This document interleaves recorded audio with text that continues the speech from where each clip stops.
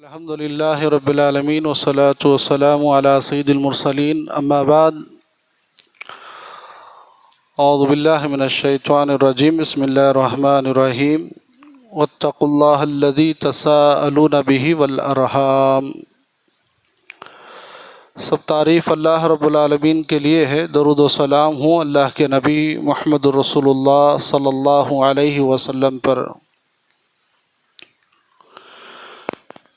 میں نے ایک مشہور آیت کریمہ کا مختصر سا ٹکڑا آپ کے سامنے پڑھا ہے جو سورہ نساء سے ہے۔ اللہ تعالیٰ نے کہا اس خدا سے ڈرو جس کے واسطے سے تم ایک دوسرے سے اپنا حق مانگتے ہو، اور رشتوں کو نہ توڑو بلکہ رشتوں کو نبھایا کرو۔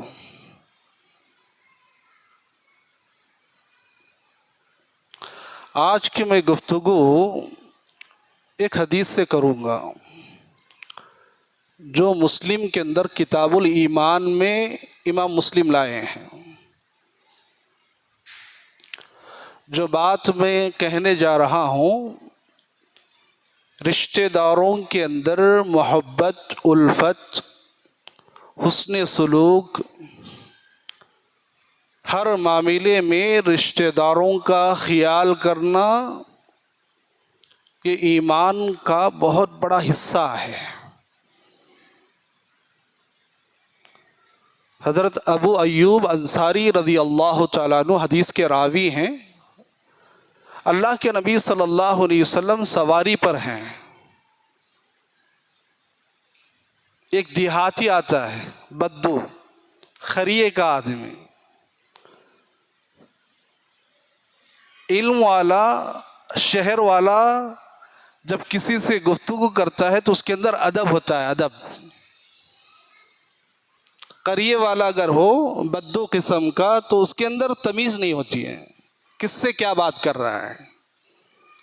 دیکھیے حدیث کے الفاظ ہیں، آتا ہے اے محمد صلی اللہ علیہ وسلم، کیا کہہ رہا ہے؟ نام لے کر بول رہے ہیں۔ کہا کہ مجھے اخبرنی، مجھے خبر دیجئے۔ کس چیز کی خبر دیں؟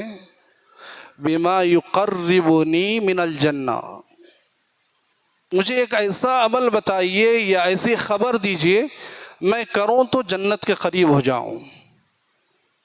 وما یباعدنی من النار، اور اس کے ذریعے میں جہنم سے دور ہو جاؤں۔ اب یہاں صرف اتنا نہیں ہے، ذرا بات غور سے سنیں۔ وہ دیہاتی تھا، بدو تھا، اللہ کے نبی کا نام لے کر کہہ رہا ہے، ایسا ہی نہیں، لگام پکڑ لیا اللہ کے نبی کے گھوڑے سواری کا۔ آپ نہیں جائیں گے آپ بتائے بغیر۔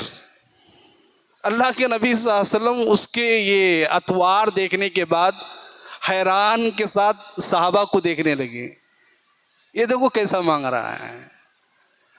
اور اللہ کے نبی صلی اللہ علیہ وسلم نے صحابہ سے کہا کہ صحابہ کی جماعت، اللہ نے اس کو نیک توفیق دی ہے، اللہ نے اسے ہدایت دی ہے کہ کوئی ایسا عمل یہ لے کر جانا چاہتا ہے جو اسے جنت میں پہنچا دے اور جہنم سے دور ہو جائے۔ کتنا بہترین انداز اللہ کے نبی صلی اللہ علیہ وسلم کا۔ یہ کہنے کے بعد اللہ کے نبی نے کہا اس بدو سے، کیا پوچھ رہا تھا ذرا ایک مرتبہ پوچھ۔ اس نے پھر کہا، اے اللہ کے نبی صلی اللہ علیہ وسلم، میں یہ پوچھ رہا ہوں کہ مجھے جنت میں قریب کرنے والا عمل کون سا ہے، جہنم سے دور کرنے والا عمل کون سا ہے؟ تو اللہ کے نبی صلی اللہ علیہ وسلم نے اس سے کہا، کیا کہا معلوم؟ ایک اللہ کی عبادت کر اور اللہ کے ساتھ کسی کو شریک نہ کر۔ پھر کہا نماز قائم کر، زکوٰۃ کا اگر مستحق ہے تو زکوٰۃ ادا کر۔ اس کے بعد اللہ کے نبی نے کہا صلہ رحمی کر، رشتوں کو جوڑا کر۔ اور اللہ کے نبی پھر کہا کہ اب میری سواری کے لگام چھوڑ دے، مجھے جانا ہے۔ حق ادا کر دیا اللہ کے نبی نے۔ اب اس حدیث کو اگر ہم سامنے رکھیں گے، کلمہ شہادت کی تلقین کرنا اللہ کے نبی کا اول درجہ، پہلا کوئی بھی عمل اگر قبول کروانا چاہتے ہیں اللہ پر ایمان ہو، ایسا ایمان کہ اللہ کے ساتھ کسی کو شریک نہ کریں، اور دوسرا نماز قائم کریں، زکوٰۃ ادا کریں۔ آپ پوچھیں گے حج اور روزے کا مسئلہ مول صاحب؟ شاید اس وقت ابھی روزے اور حج کا مسئلہ نہیں ہے، جبھی تو اللہ کے نبی نے ان 3 ارکان کا ذکر کرنے کے بعد چوتھی بات اللہ کے نبی نے کہا صلہ رحمی کر، رشتوں کے ساتھ محبت اور الفت کا معاملہ طے کر۔ یہ کہنا چاہ رہے ہیں کہ تیرے ایک اللہ کو ماننے میں اور ایک اللہ کو جاننے میں اور ایک اللہ کی عبادت کرنے میں اور نماز کے اندر قیام، رکوع، سجدہ، ہر عمل کو کرنے میں، زکوٰۃ ادا کرنے میں اگر تو اول ہے تو تیرے اوپر یہ بھی فرض ہے کہ تو صلہ رحمی کر، رشتہ داروں کو جوڑا کر۔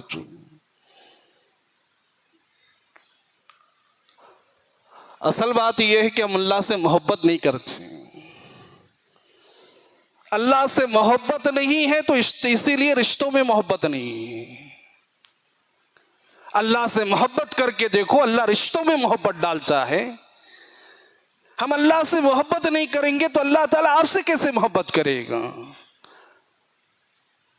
اور اللہ کے نبی صلی اللہ علیہ وسلم نے فرمایا کہ رشتوں کے اندر محبت پیدا کرنے کے لیے ایک عظیم مثال، ایک آدمی جو راستے میں سفر کر رہا تھا، پوچھا گیا کہاں جا رہا ہے؟ کہا کہ فلاں گاؤں میں فلاں دوست سے ملنے جا رہا ہوں۔ کیا چیز اسے ملا رہی ہے؟ محبت کے علاوہ کچھ ملا رہی ہے؟ تو اللہ تعالیٰ آسمان سے فرشتوں کو کہتا ہے کہ میں فلاں بندے سے محبت کر رہا ہوں کیونکہ وہ فلاں بندہ فلاں بندے سے محبت کر رہا ہے۔ میں ہمیں رشتہ داروں کے اندر محبت اگر نہیں ہے، اللہ کیسے ہم سے محبت کرے گا؟ ہمیں نماز سے محبت نہیں ہے، ہمیں زکوٰۃ سے محبت نہیں ہے، ہمیں روزوں سے محبت نہیں ہے، ہمیں اللہ کی عبادات سے محبت نہیں ہے۔ ارے بیوی کے اندر شوہر کی محبت نہیں ہے، شوہر کے اندر بیوی کی محبت نہیں ہے۔ کیوں؟ ہمارے دل تنگ ہو گئے ہیں۔ ایک دور ایسا بھی گزرا ہے کہ ہمارے ماں باپ ہمیں پالنے پوسنے کے لیے بڑی محنت کر کے ایک چھوٹے گھر کے اندر رہا کرتے تھے، 10 20 افراد چھوٹے کمرے کے اندر رہتے تھے، کیونکہ جگہ چھوٹی تھی لیکن دل بڑے تھے، محبت کا تقاضا تھا وہاں پہ۔ حکیم بن ہزام رضی اللہ تعالیٰ عنہ، مسلم کی روایت ہے، یہ بھی کتاب الایمان کے اندر، وہ آئے، اسلام قبول کیے۔ اسلام قبول کرنے کے بعد وہ کہنے لگے اللہ کے نبی صلی اللہ علیہ وسلم، میں اسلام سے پہلے میں بہت ساری نیکیاں کرتا تھا، بہت ساری نیکیاں، میں صدقہ کرتا تھا، غلاموں کو آزاد کرتا تھا، رشتوں کو جوڑا کرتا تھا، رشتوں کی محبت کو قائم رکھتا تھا، رشتوں کے اندر غمخواری غمخوار اگر ہیں ان کی غموں کو دور کرتا، ان کی مصیبتوں کو دور کرتا۔ یہ میری فطرت تھی اللہ کے نبی، لیکن اب میں اسلام میں آ گیا ہوں، میری وہ نیکیاں کہاں گئیں؟ اب وہ نیکیاں مجھے چاہیے، کیسے کریں؟ اللہ کے نبی صلی اللہ علیہ وسلم نے کیا فرمایا معلوم؟ تم اسلام میں آئے ہو تو تمہاری نیکیوں کے ساتھ آئے ہو۔ اللہ اکبر! کیا کہا؟ اسلام میں آئے ہو تو نیکیوں کے ساتھ آئے ہو، کیونکہ حکیم بن ہزام رضی اللہ تعالیٰ عنہ اسلام سے پہلے 100 اونٹ اللہ کے راستے میں قربان، 100 غلام اللہ کے لیے آزاد، بڑے بڑے نیکیاں کرتے آ رہے ہیں۔ دیکھیے عام انسانوں کے لیے 100 اونٹ اور 100 غلام جب آزاد کر رہے ہیں، رشتہ داروں کے ساتھ ان کا کیا معاملہ ہوگا؟ رشتہ داروں کے ساتھ ان کی کیا محبت ہو سکتی تھی؟ بڑی الفت رکھتے تھے رشتہ داروں کے ساتھ۔ جبھی تو اللہ کے نبی نے فرمایا تیرا اسلام تیرے پچھلی نیکیوں کی حفاظت کے ساتھ آیا ہے، یہ دولت ہے، دولت۔ ایک اور صحابی حضرت ابو اسعید رضی اللہ تعالیٰ عنہ وہ آئے اللہ کے نبی صلی اللہ علیہ وسلم کے پاس. یہ بھی مسلم کی روایت نہیں، ابو داؤد کی روایت ہے. اللہ کے نبی کے پاس آنے کے بعد کہا اللہ کے نبی صلی اللہ علیہ وسلم میرے ماں باپ کے معاملے میں جتنا میرا رشتہ ہے، میں جتنی ان کی خدمت کرنا تھا کر لیا میں، اور جتنا ان کا حق تھا میں نے وہ حق دیا ہے اللہ کے نبی صلی اللہ علیہ وسلم. لیکن مجھے یہ بتائیے میرے ماں باپ مر گئے ہیں، اب کیا ہے جتنے دن زندہ تھے میں برابر سے ان کی محبت کرتا رہا، ان سے الفت کرتا رہا، میں ان کے ساتھ حسن سلوک کرتا رہا، لیکن اب وہ انتقال کر گئے، کیا اب بھی میرے ماں باپ کا حق ہے میرے اوپر؟ اللہ کے نبی نے کہا کہ ہاں ہے، کیونکہ رشتہ ہی ایسا ہے. اللہ کے بعد سب سے اونچا درجہ اللہ اور اس کے رسول کے بعد اگر کسی کو اللہ تعالیٰ نے اگر دیا ہے تو کس کو دیا ہے؟ ماں باپ کا درجہ دیا ہے. یہ رشتہ داری کے اندر سب سے مضبوط رشتہ اور رشتہ داری کے اندر سب سے اونچا رشتہ. اسی لیے اللہ کے نبی نے کہا میرا حق کس پر زیادہ ہے، میرا حق کس پر زیادہ ہے، میرا حق کس پر زیادہ ہے؟ تو اللہ کے نبی نے فرمایا تیری ماں پر، تیری ماں پر، تیری ماں پر، تیرے باپ پر. یہ رشتہ داری ہے. اور وہیں پر اللہ کے نبی صلی اللہ علیہ وسلم نے کہا تیرے ماں باپ کے انتقال کے بعد بھی تیرے اوپر حق یہ ہے کہ تو تیرے ماں باپ کے حق میں دعا کر، استغفار کر. دیکھیے کتنی بڑی دولت اللہ کے نبی دے رہے ہیں. ماں باپ چلے گئے ایسا نہیں ہے کہ ہمارا حق ختم ہو گیا. ماں باپ کا رتبہ اسلام کے اندر اتنا اونچا ہے کہ اللہ تعالیٰ کیا کہہ رہے ہیں؟ اللہ اکبر. اللہ کے نبی سے یہ پیغام دیا جا رہا ہے کہ تمہیں چاہیے کہ تیرے ماں باپ کے حق میں دعا کر، استغفار کر، اور تیرے ماں باپ کے جتنے رشتہ دار ہیں اس کے ساتھ حسن سلوک کر. یہ رشتہ داری ہے. یہ میرے بھائیوں احادیث کا اگر آپ مطالعہ کریں گے، دیکھیے یہ کیا کہتے ہیں، یہ جو عنوان ہے نا، یہ انسان کو حیران کرنے والی چیز ہے. یہ اللہ کے حقوق کے معاملے میں ہم بہت آگے ہیں. مساجد کے لیے ہم اگر اعلان کریں لاکھوں روپے چندہ کر سکتے ہیں بیٹھے بیٹھے. کسی کے ماں باپ کے لیے ہم کر سکتے ہیں، کسی کے رشتہ داری کے لیے ہم کر سکتے ہیں. اللہ تعالیٰ کیا کہہ رہے ہیں؟ لَيْسَ الْبِرَّ أَن تُوَلُّوا وُجُوهَكُمْ قِبْلَ الْمَشْرِقِ وَالْمَغْرِبِ وَلَكِنَّ الْبِرَّ مَنْ آمَنَ بِاللَّهِ وَالْيَوْمِ الْآخِرِ وَالْمَلَائِكَةِ وَالْكِتَابِ وَالنَّبِيِّينَ وَآتَى الْمَالَ عَلَى حُبِّهِ ذَوِي الْقُرْبَى وَالْيَتَامَى. نیکی یہ نہیں کہ تم مشرق اور مغرب کی طرف رخ کر کے نماز پڑھ لو. نیکی تو اصل یہ ہے اللہ پر ایمان، آخرت کے دن پر ایمان، نبیوں پر ایمان، رسولوں پر ایمان، کتابوں پر ایمان. یہ تمام کے ساتھ جب تک تو رشتہ داری قائم نہیں کرے گا تیرا ایمان کہاں ہے؟ اصل مسئلہ کیا ہے کہ ایمان کی حفاظت میں ہم نمازوں کا خیال کرتے ہیں، ایمان کی حفاظت میں حلال اور حرام کی بھی تمیز کرتے ہیں، لیکن اپنے رشتہ داروں کا کبھی خیال کرتے ہوئے نظر نہیں آتے. اپنا لقمہ اٹھانے سے پہلے تیری ماں کو یاد کر. کیوں؟ جب تو پیٹ میں تھا اپنے خون کے لوتھڑوں کو رزق بنا کر تجھے اللہ تعالیٰ دیتا رہا. اپنے لقمے کا اپنی پیاس بجھانے سے پہلے تیری ماں کو یاد کر، کیونکہ تیری جب بھوک لگتی تو اپنے سینے کے خون کو دودھ کی شکل میں تجھے دیا کرتی تھی. کیا یہ رشتہ نہیں ہے؟ ایسے کئی چیزیں ہیں جو رشتہ داریوں کے اندر ہم بے حرمتی کرتے ہیں، جبکہ معلوم ہونا چاہیے آپ جو بھی نیکی کر رہے ہیں، چاہے رمضان میں ہو چاہے غیر رمضان میں. وہ کون سی آیت ہے؟ لن تنالوا البر حتى تنفقوا مما تحبون. تنفقوا مما تحبون. یہ چوتھے پاری کی آیت ہے قریب. کیا کہہ رہا اللہ تعالیٰ؟ تم نیکی کو پہنچ ہی نہیں سکو گے، تمہیں نیکی کا ثواب اس وقت تک نہیں ملے گا جب تک کہ تم اپنا پسندیدہ جو بھی جس چیز کو بھی آپ پسند کرتے ہیں اللہ کے راستے میں خرچ نہ کر دو. جب یہ بات آئی ابو طلحہ انصاری رضی اللہ تعالیٰ عنہ، بڑے مالدار صحابی مدینے کے، اتنے بڑے مالدار کہ اللہ کے نبی صلی اللہ علیہ وسلم جب دل میں آتا ان کے باغیچے میں جاتے، کھجوریں کھاتے، پانی پیتے، ان کی مہمان نوازی کے اندر رہا کرتے تھے اللہ کے نبی صلی اللہ علیہ وسلم۔ ہوا ایک دن ایسا کہ جب یہ آیت نازل ہوئی تو کیا کیے، فوراً اللہ کے نبی کے پاس گئے۔ اللہ کے نبی صلی اللہ علیہ وسلم، جب نیکی نہیں رہ سکتی ہے، جو محبت والی چیز اللہ کے راستے میں ہم خرچ نہ کریں وہ نیکی نہیں رہے گی، تو میرے بھائیو او طلحہ کیا کہنے لگے، اللہ کے نبی مجھے سب سے زیادہ پسندیدہ اگر کوئی چیز ہے مجھے دنیا میں یہ باغیچہ ہے، جو مدینے کے اپوزٹ یعنی مسجد نبوی کے سامنے تھا، وہ بڑا مشہور باغیچہ ہے، کیا کہتے ہیں نام ہے اس کا۔ بہرحال اللہ کے نبی صلی اللہ علیہ وسلم کو کہنے لگے میں یہ باغیچہ اللہ کے راستے میں قربان کرنا چاہتا ہوں۔ اللہ کے نبی نے کہا کہ ٹھیک ہے، اچھا خیال ہے، اللہ کے نبی کا اچھا خیال ہے۔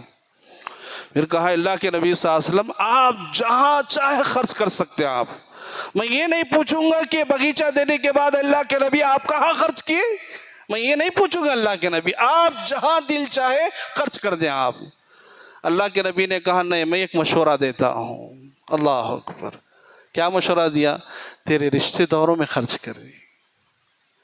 کیا حق دیا رہے اللہ کے نبی، خرچ کرنا ہے نا تجھے، اسلام میں خرچ کرنا ہے، اللہ کے لیے خرچ کرنا ہے، اللہ کے لیے تو دے رہا ہے، نبی کی محبت میں دے رہا ہے، آخرت کی کامیابی کے لیے دے رہا ہے، اصل نیکی کو پانے کے لیے جب دے رہا ہے تو اللہ کے نبی صلی اللہ علیہ وسلم نے فرمایا کہ تو اپنے رشتہ داروں میں پورے باغیچے کو تقسیم کر دے۔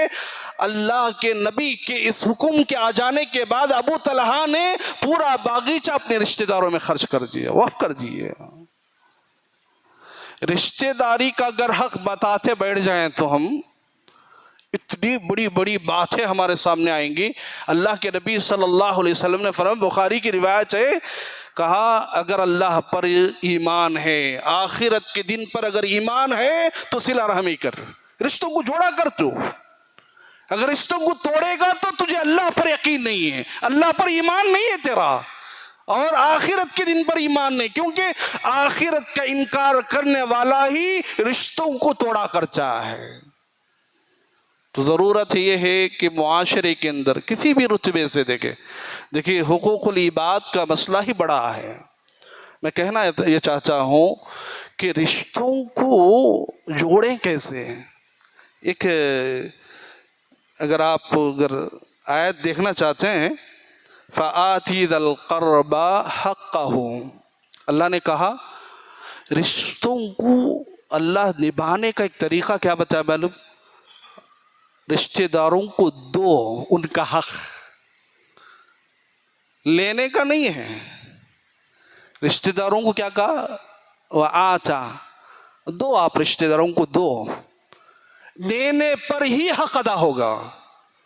ہم کیا کرتے ہیں، ان شادی کو نہیں بلا رہے بھائی کہ بلانا اسے، کہاں ہے رشتہ داری، یہ کس اصول کی بات کر رہے ہیں آپ، کس رشتے کی بات کر رہے ہیں آپ، ذرا اسلام کی نگاہ میں تو دیکھو۔ اسلام مانگنے کے لیے نہیں کہہ رہا ہے، رشتہ داروں سے کچھ مانگو یہ اصل حق نہیں ہے، رشتہ داروں کو دو یہ اصل حق ہے۔ کوئی آدمی آپ کو بلائے یا نہ بلائے، تیرا حق، تیری رشتہ داری کا تجھ پر سب سے زیادہ یہ ہے کہ تو اس کو دے، کسی بھی طرح کی، چاہے دعوت دے، چاہے تو تیری طرف سے جو اس کی مدد کرنا چاہے دے پہلے۔ اللہ اکبر، اصل حق تو یہی ہے اصل مسئلہ۔ تو رشتہ داری کے معاملے میں غور و فکر کریں۔ میں انشاءاللہ ابھی 3-4 درس دوں گا، میں ابھی رشتہ داری کی اہمیت پر بتا رہا ہوں۔ اصل رشتہ ہے کیا، اصل رشتہ ہے کیا، یہ اللہ کیا کہتے ہیں معلوم ہے، اللہ کے نبی صلی اللہ علیہ وسلم نے فرمایا یہ رحمان سے جڑا ہوا رشتہ ہے۔ یہ